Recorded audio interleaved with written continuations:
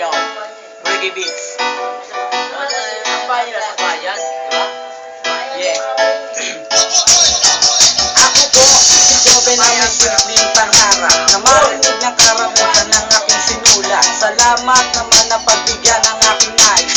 Ballpen ang ginamit ko dyan, hindi ko lapis. Huwag maiinip, nagbibiro lamang ako para medyo praktikal. Sasabay ako sa'yo, kaya kong bilisan ng mga banata na malaman naman na lahat. Pero kung mabilis ka nga, di may tili, hawag ka na sumabat.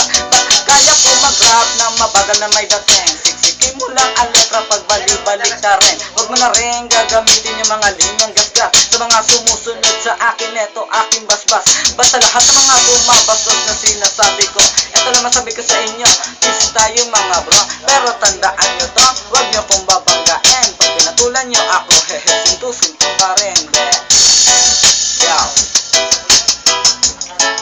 Second music, yo. Second verse. Yo.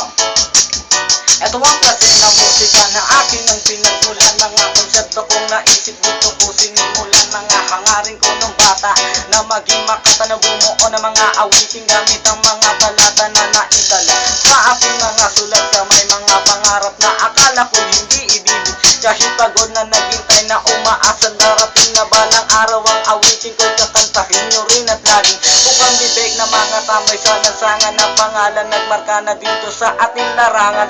Iyong sasambitin na merong panghuling alas na magtataas ng antas ng hip-hop sa Pinas.